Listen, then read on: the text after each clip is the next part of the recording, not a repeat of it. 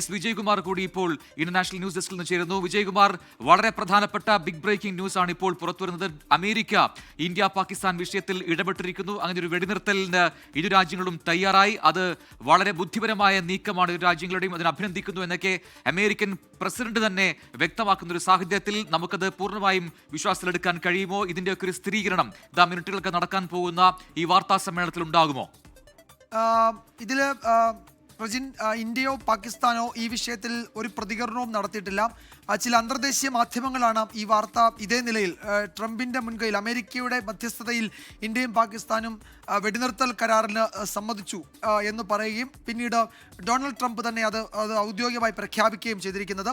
സാധാരണ ഇതിൽ കക്ഷികളായ രാജ്യങ്ങൾ എന്ന നിലയിൽ ഇന്ത്യയുടെ ഒരു നിലപാടും ഇതുവരെ പറഞ്ഞിട്ടില്ല. എവിടെയെങ്കിലും ഇത്തരം ഒരു ധാരണ ഉണ്ടായി എന്നതിൻ്റെ സൂചനകളില്ല. പാകിസ്ഥാനെ സംബന്ധിച്ച് ആസിഫ് അലി സർദാരി അല്പസമയം ഒരു 11 മിനിറ്റ് മുമ്പാണ് ആസിഫ് അലി സർദാരിയുടെ ഒരു പ്രസ്താവന ഞാൻ പല മാധ്യമങ്ങളിലും കാണുന്നത്. പാകിസ്ഥാന്റെ പരമാധികാരത്തെ ചോദ്യം ചെയ്തു, തിരിച്ചടിക്കാൻ അവകാശമുണ്ട് എന്നൊക്കെ പറയുന്ന ഒരു പ്രസ്താവന 11 മിനിറ്റ് മുമ്പ് കണ്ടു.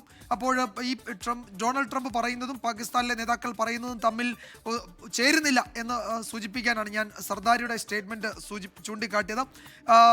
ഇപ്പോൾ അമേരിക്ക ഈ വിഷയത്തിൽ ഒരു തവണയല്ല പലതവണ, ഇന്നലെയും ഇന്നുമായി പലതവണ ഇടപെട്ടിട്ടുണ്ട്. മാർക്കോ റൂബിയോയുടെ തുടർച്ചയായ ഇടപെടൽ നമ്മൾ കണ്ടതാണ്. അതിലും പ്രധാനം സൗദി അറേബ്യ നടത്തിയ നീക്കങ്ങളാണ്. സൗദി അറേബ്യ ഇന്ത്യയുമായും സംസാരിച്ചു, പാകിസ്ഥാനുമായും സംസാരിച്ചു.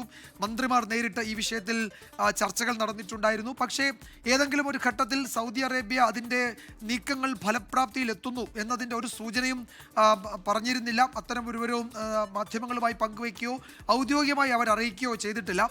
നമുക്കറിയാം, സൗദി അറേബ്യയുടെ ഇടപെടൽ സ്വാഭാവികമായും അമേരിക്കയുടെ നിർദ്ദേശം കൂടി കണക്കിലെടുത്ത്, അമേരിക്കയുടെ താല്പര്യങ്ങൾ കൂടി കണക്കിലെടുത്തായിരിക്കും എന്നുറപ്പാണ്. അമേരിക്കയുമായുള്ള സൗദിക്കുള്ള മികച്ച ബന്ധം, ഇന്ത്യയും സൗദിയും തമ്മിൽ നയപരവും തന്ത്രപരവുമായ അടുപ്പം, പാകിസ്ഥാനുമായി സൗദിക്ക് പരമ്പരാഗതമായുള്ള ബന്ധം, ഇതൊക്കെ വെച്ചിട്ട് ഇതിൽ അമേരിക്കൻ നിർദ്ദേശപ്രകാരം സൗദി അറേബ്യ ഒരു മധ്യസ്ഥന്റെ റോള് വഹിച്ചിട്ടുണ്ടാകാനുള്ള സാധ്യത കൂടുതലാണ് എന്ന് നയതന്ത്ര വിദഗ്ധരും പ്രതിരോധ വിദഗ്ധരും നേരത്തെ ചൂണ്ടിക്കാട്ടിയിരുന്നു.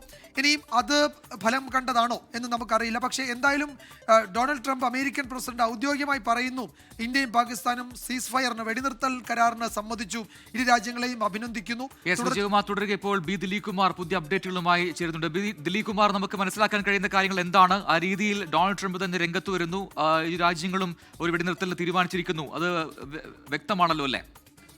പ്രജിൻ, ഇപ്പോൾ അമേരിക്കയുടെ ദേശീയ സുരക്ഷാ ഉപദേഷ്ടാവ് മാർക്കോ റൂബിയോയുടെ പ്രസ്താവന കൂടി വരുന്നുണ്ട്. അദ്ദേഹം ഇതിനെക്കുറിച്ച് കുറച്ചുകൂടി വിശദമായി തന്നെ പറയുന്നുണ്ട്.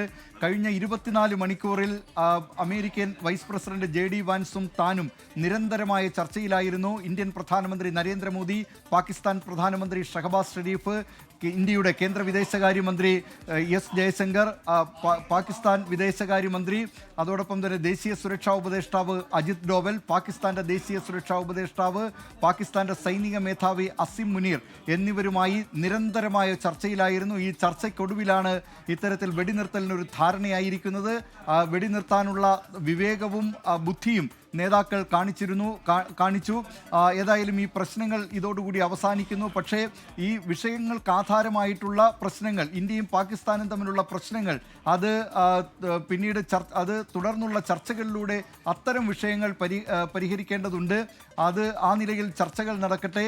പക്ഷേ ഇപ്പോൾ ഈ കാര്യത്തിൽ, വെടിനിർത്തൽ സംബന്ധിച്ച കാര്യത്തിൽ ധാരണയായിരിക്കുന്നു. രണ്ടു രാജ്യങ്ങളും വെടിനിർത്തലിന് സമ്മതിച്ചിരിക്കുന്നു എന്നാണ് Marco Rubio, American state secretary, അമേരിക്കയുടെ ദേശീയ സുരക്ഷാ ഉപദേഷ്ടാവും കുറിച്ചിരിക്കുന്നത്. അതായത് കഴിഞ്ഞ 24 മണിക്കൂർ നിരന്തരമായ ചർച്ചകൾ. ഈ ചർച്ചകൾക്കൊടുവിൽ അമേരിക്കൻ പ്രസിഡന്റ് ഡൊണാൾഡ് ട്രംപ് പറഞ്ഞതുപോലെ ഒരു രാത്രി മുഴുവൻ നീണ്ട ചർച്ചയെന്നാണ് ഡൊണാൾഡ് ട്രംപ് പറഞ്ഞത്. ആ ചർച്ചയ്ക്കൊടുവിലാണ് ഇപ്പോൾ വെടിനിർത്തലിന് ധാരണയായിട്ടുള്ളതെന്ന് അമേരിക്കൻ പ്രസിഡന്റ് ഡൊണാൾഡ് ട്രംപും അമേരിക്കയുടെ ദേശീയ സുരക്ഷാ ഉപദേഷ്ടാവും സ്റ്റേറ്റ് സെക്രട്ടറിയുമായ മാർക്കോ റൂബിയോയും പറഞ്ഞിരിക്കുന്നു. ഇനി ഇക്കാര്യത്തിൽ ഔദ്യോഗികമായ പ്രതികരണങ്ങൾ വരേണ്ടത് ഇന്ത്യയുടെയും പാകിസ്ഥാന്റെയും ഭാഗത്തു നിന്നാണ്. അല്പസമയത്തിനകം ഇന്ത്യയുടെ വിദേശകാര്യ സെക്രട്ടറി വിക്രം മിശ്രയുടെ വാർത്താ സമ്മേളനമുണ്ട്. ഒരുപക്ഷെ ഈ വാർത്താ സമ്മേളനത്തിൽ ഇക്കാര്യത്തിലുള്ള ഇന്ത്യൻ നിലപാട് പറഞ്ഞേക്കും. പാകിസ്ഥാന്റെ ഭാഗത്തു നിന്നുള്ള പ്രതികരണവും വരേണ്ടതുണ്ട്. ഇന്ത്യയും പാകിസ്ഥാനും വെടിനിർത്തലിന് ധാരണയായിട്ടുണ്ട്. ഇക്കാര്യത്തിൽ രണ്ടുപേരും സമ്മതിച്ചിട്ടുണ്ടെന്നാണ് അമേരിക്കൻ പ്രസിഡന്റ് ഡൊണാൾഡ് ട്രംപ് പറഞ്ഞിരിക്കുന്നത്. രണ്ടു രാജ്യങ്ങളെയും അഭിനന്ദിക്കുന്നു, അവിടുത്തെ ഭരണ നേതൃത്വത്തെയും അഭിനന്ദിക്കുന്നു എന്നും ഡൊണാൾഡ് ട്രംപ് എക്സിൽ കുറിച്ചിട്ടുണ്ട്. യെസ്, ബി ദിലീപ് കുമാറാണ് വിശദാംശങ്ങൾ നൽകിക്കൊണ്ടിരിക്കുന്നത്. വളരെ വളരെ വളരെ പ്രധാനപ്പെട്ട വാർത്തയാണ് ഈ മണിക്കൂറിൽ പുറത്തു വന്നുകൊണ്ടിരിക്കുന്നത്. ഇപ്പോൾ ഏറ്റവും ഒടുവിൽ Marco Rubio US state secretary കൂടി ആ വാർത്തയുടെ കൂടുതൽ വിവരങ്ങൾ പങ്കുവെക്കുന്നു. ഒപ്പം തന്നെ കഴിഞ്ഞ രാത്രിയിൽ സംഭവിച്ചത് എന്താണ്, ആരൊക്കെയായി സംസാരിച്ചു എന്ന കാര്യത്തിൽ ഒരു വ്യക്തത ഇപ്പോൾ മാർക്കോ റൂബിയോ വരുത്തുകയാണ്. പ്രധാനമന്ത്രിമാരായ നരേന്ദ്രമോദി, ഒപ്പം ഷെഹബാസ് ഷെരീഫ്, ഇന്ത്യയുടെയും പാകിസ്ഥാനെയും പ്രധാനമന്ത്രിമാർ, ഒപ്പം അവിടുത്തെ ദേശീയ സുരക്ഷാ ഉപദേഷ്ടാക്കൾ അവരൊക്കെയുമായും ചർച്ചകൾ നടത്തി. ഏറ്റവും ഒടുവിൽ ഈ അസി മുനീറുമായും ഒക്കെ ചർച്ചകൾ നടത്തിയെന്ന് മാർക്കോ റൂബിയോ തന്നെ പറയുന്നു.